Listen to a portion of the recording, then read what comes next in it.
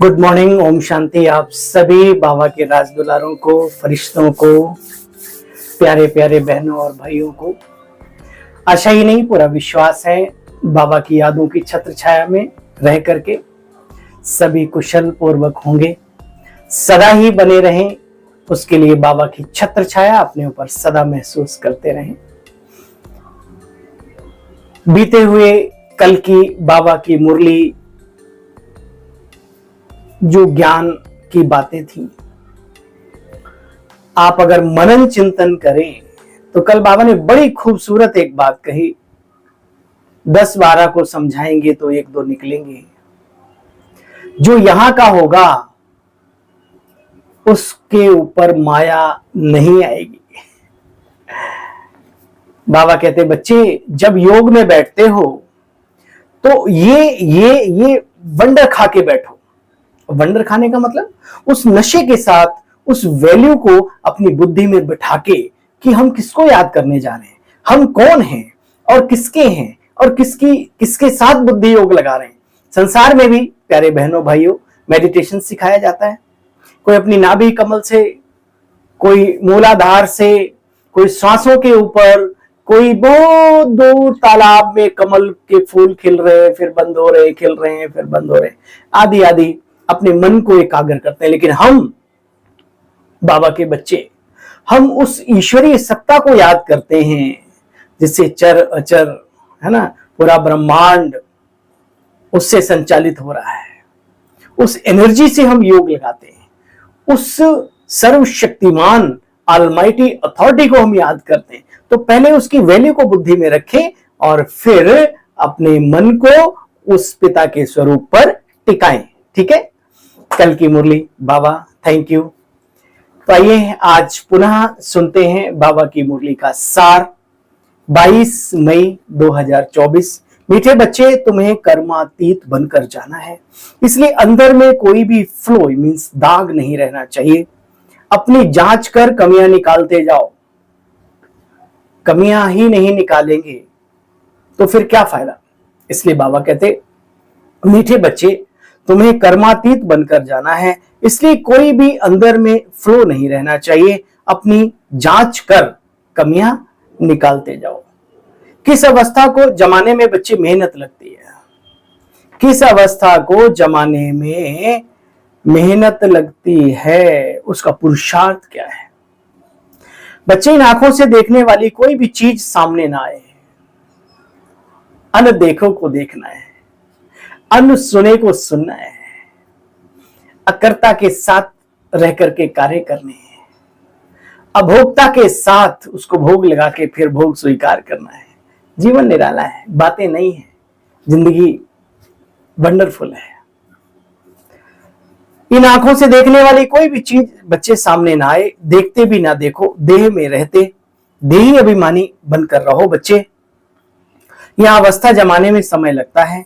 बुद्धि में सिवाय बाप के और घर के और कोई बात याद ना आए, इसके लिए अंतर्मुखी होकर अपनी जांच करो।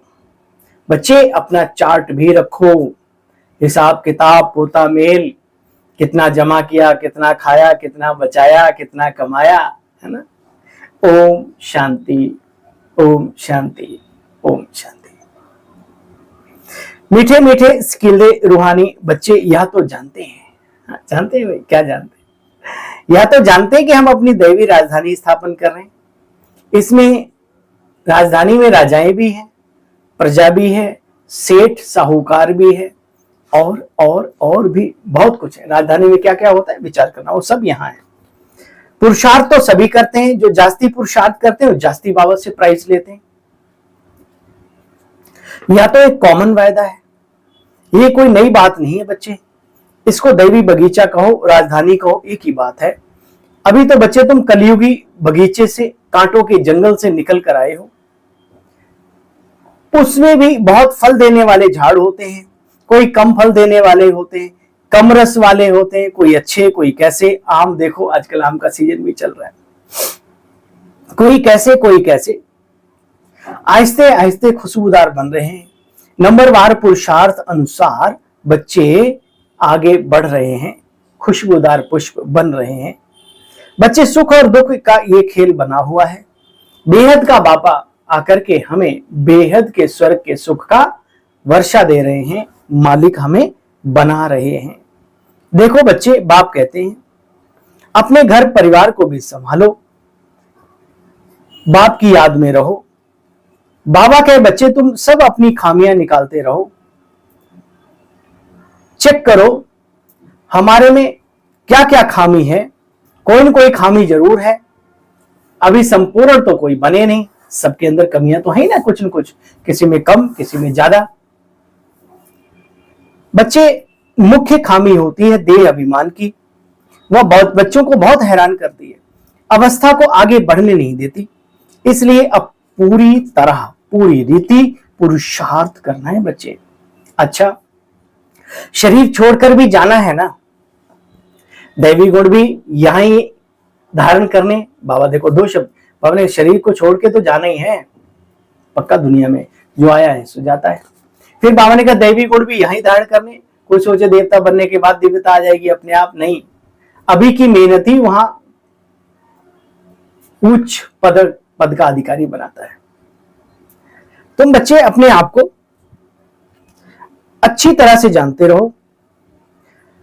सर्जन पूछते हैं कौन सा फ्लो है, क्या ऐसी चीज है जो तुमको अटकाता है, बच्चे आगे नहीं बढ़ने देता। फ्लोलेस तो पिछाड़ी में बनना है, वहां अभी पुरुषार्थ तो करना है ना बच्चे।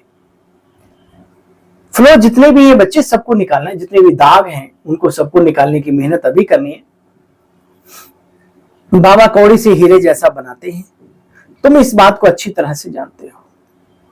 अगर फ्लो नहीं निकालेंगे तो वैल्यू कम हो जाएगी। हीरे में दाग हो तो जौहरी कहता है भाई वैल्यू कम है सारी। हाँ, यह भी बड़ा पक्का जौहरी है, ब्रह्मा बाबा भी और शिव बाबा भी दोनों। सारी आयु ही इन आंखों से हीरे देखे हैं। बाबा ब्रह्मा बाबा का ये कार्य ही था। आज भी दादा लेखराज के नाम से लक्खी मार्केट फेमस है कलकत्ता में। बच्चे, बड़ा पक्का जौहरी था, सो तुम बच्चे जानते हो। बाप कहते तुम्हारी भी ऐसी अवस्था पक्की हो जो शरीर छोड़ते समय कोई भी याद ना आवे। संकल्प रखो, लक्ष्य रखो, गोल अपना पक्का करो कि मुझे ऐसा बनना है। यह तो क्लियर है ना बच्चे। मित्र संबंधी आदि सबको भूल, सारे संबंध एक बाप से रखना है। भूलने का मतलब जब आप ध्यान में बैठते हो तो कोई भी चीज आपको डिस्टर्ब ना करे, विशेषकर। बाकी भूलने का मतलब घर परिवार माता पिता या अपनी जिम्मेवारियां सब छोड़ना नहीं, याद रहे। कई लोग उल्टा ही सिखाते हैं, उल्टा ही सीखते हैं। इसलिए सबके बीच में रहते हुए जब विशेषकर ध्यान करते हो तब ये सारी बातें साइड में होनी चाहिए, दिल आराम के पास। तुम जानते हो हर एक के दिल में है कि बाबा हमें विश्व का मालिक बना रहे हैं, परंतु नंबरवार पुरुषार्थ अनुसार। समझ में आया? ये बाबा की बहुत गहरी बात है। नंबरवार पुरुषार्थ अनुसार जीवनों को ऊंच पद मिला है। बच्चे, जरूर उन्होंने ऊंच पुरुषार्थ किया है तो तुम्हारे में से ही ना। तुम बच्चों को ही इतना पुरुषार्थ करना है। एक एक बच्चे को बाबा बैठ देखते रहते हैं, जैसे एक एक फूल को देखा जाता है। कैसा खुशबूदार फूल है, ये कैसा है, इनमें क्या फ्लो है। क्योंकि तुम बच्चे चैतन्य हीरे हो। बच्चे, कोई फ्लो नहीं होना चाहिए, वो जड़ हीरे होते हैं। मतलब कोई भी कमी कमजोरी ना रह जाए। अपने अंदर चेक करना चाहिए बच्चे हमारे में क्या खामी है जो बाप से बुद्धि योग तोड़ाए, कहां न कहां भटकाते हैं। बाप तो कहते बच्चे माँ में कम याद करो, दूसरा कोई भी याद ना आवे। गृहस्थ व्यवहार में रहते एक बाप को याद करना है। इन्हों की बड़ी भट्टी बननी थी, जो तैयार हो निकले फिर सर्विस के लिए। यह भी ड्रामा में था बच्चे। भल पुराने भी कोई हैं तो खामियां तो सब में हैं, हर एक अपने दिल में समझते हैं। बाबा जो अवस्था बनाने के लिए कहते वो अभी अवस्था हमारी बनी नहीं है। जानते तो सभी ना, आप दुनिया को जाने ना जाने, अपने को तो हर आत्मा जानती है। देखो बच्चे, गायन है अंत काल जो स्त्री समरे वल वल ज्योनि उतरे। कहने का मतलब अंत में अगर कामुकता के विचार होंगे तो आपका जो गति है वो उसी प्रकार की होगी। क्रोध के विचार होंगे तो ऐसा होगा, प्रभु की याद के विचार होंगे तो कैसा होगा, हम ये भी जानते हैं। तो बच्चे, एक लवली बाप से योग रखना है। बाप लवली भी है तो प्योर भी है। आत्मा को लवली प्योर बनने के लिए बाप कहते, जितना मुझे याद करेंगे बच्चे, तुम अथाह लवली लवली लवली बनते चले जाएंगे। इतने लवली बनते हो देवी देवताओं की देखो अब तक भी कितनी श्रद्धा के साथ, कितनी भव्यता और दिव्यता के साथ, भावनात्मक दृष्टि नजरिया कितना ऊंचा होता है, उसके साथ पूजा अर्चना होती, गायन पूजन होता है आज भी मंदिरों में। देखो बच्चे, सिवाय एक बाप के और कोई याद ना आए। अपनी जांच करो बहुत लव से क्या मैं याद करता हूं। बाप की याद में बच्चे प्रेम के आंसू भी आ जाए। बाबा बाकी मना करते हैं, बच्चे रोना जिन रोया तिन खोया, है ना। लेकिन आज बाबा क्या करें, बाप की याद में बच्चे प्रेम के आंसू भी आ जावे। मेरा तो एक शिव बाबा, दूसरा ना कोई है तो बताओ। और जिनके हैं दूसरे, उनकी कहानी देखो जाके, है क्या हालातें होती है। बाबा कहते अपने ऊपर बहुत जांच रखनी है, बाप के सिवाय और कोई याद ना आए। कहते हैं बाबा माया के तूफान बहुत आते हैं, तो बच्चे बाप से लब करो, तूफान भाग जाएंगे। अभी जानते हो हम सब आशिक हैं उस एक माशूक के। उस माशूक को भी देखो बच्चे भक्ति में कितना याद करते आए, परंतु जानते कुछ भी नहीं थे। भगवान से मिलने के लिए भक्ति कितनी करते चले आए बच्चे।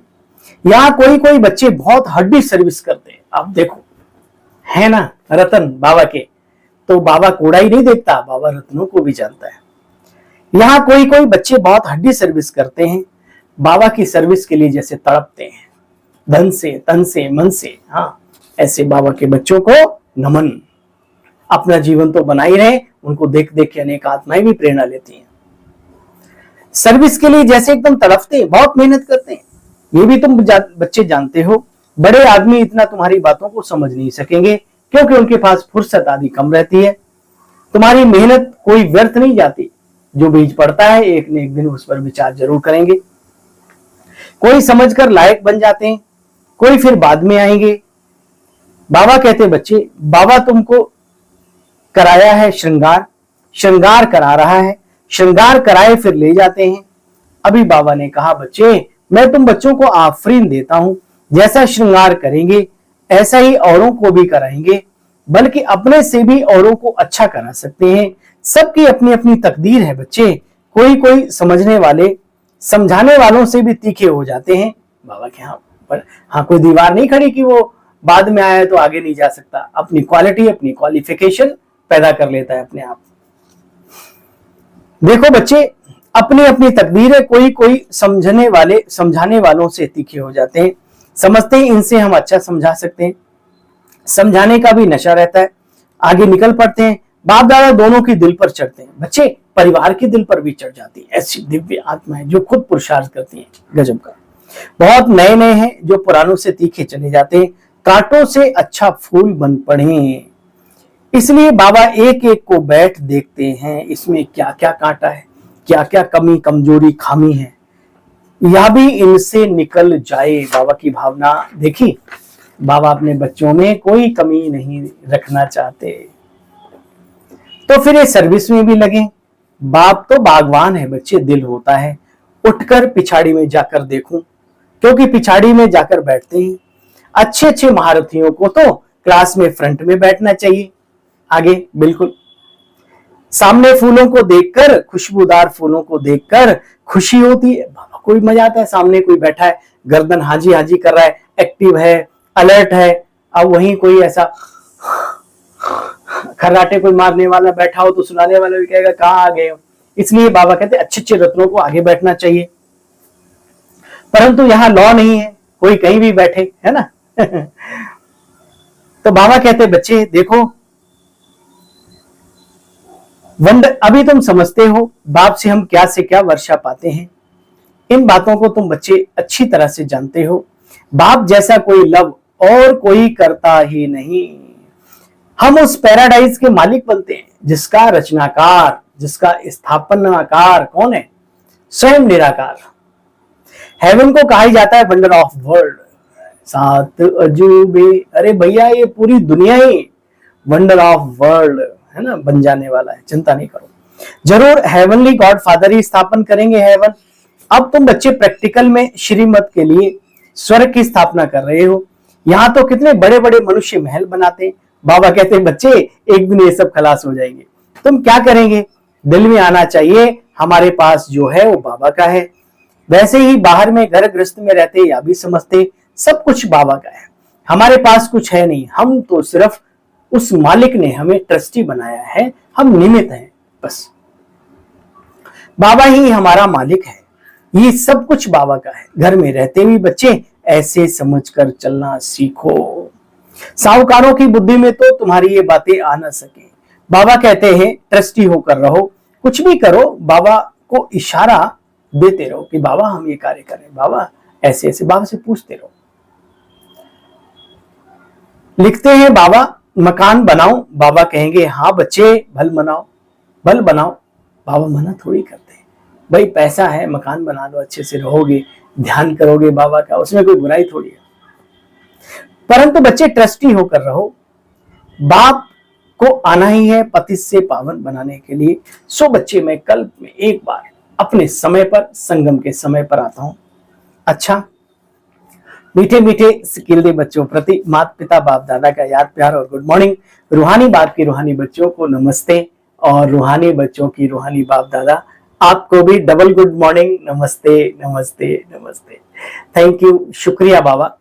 सार का भी सार सुनेंगे आज बाबा की मुरली का।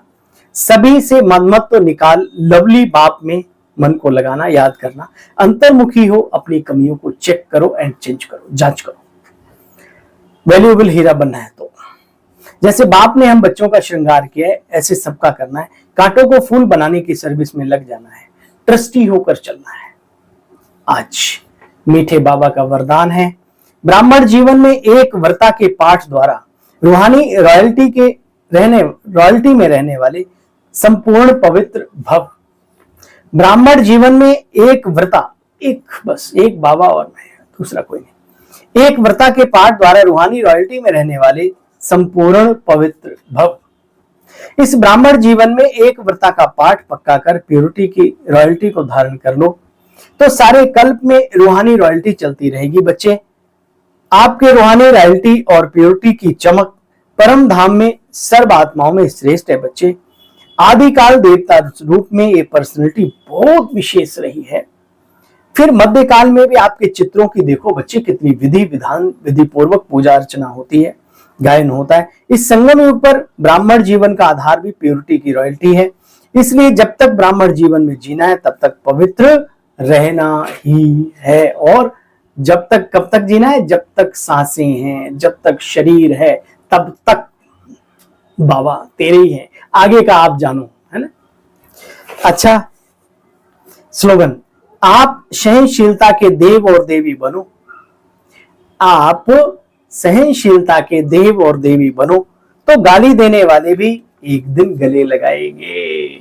ठीक है, तो बाबा कभी कभी कहते हैं जो सहन करता है वो सहनशाह बनता है। आज बाबा ने कहा तुम बच्चे सहनशीलता के देव और देवी बनो, तो गालियां देने वाले भी एक दिन आपको गले लगाएंगे। हाँ, भरोसा करो और अपने को इतना सहनशील बनाओ। अच्छा, पुनः आप सभी बहन भाइयों का बहुत बहुत आभार, शुक्रिया, थैंक यू। पूरा वीडियो देखने के लिए भी थैंक यू। आगे शेयर करते हैं आप अनेक व्हाट्सएप अदर जितने भी ग्रुप्स हैं, उसके लिए भी आपका थैंक यू। जो नहीं करते हैं वो करें, अच्छा है। और कल पुनः मिलते हैं बाबा की मुरली का सार लेकर के। तब तक के लिए आप भी करें प्रभु से प्यार, और हमारा आप सभी को ओम शांति, ओम शांति। नमस्कार नमस्कार नमस्कार।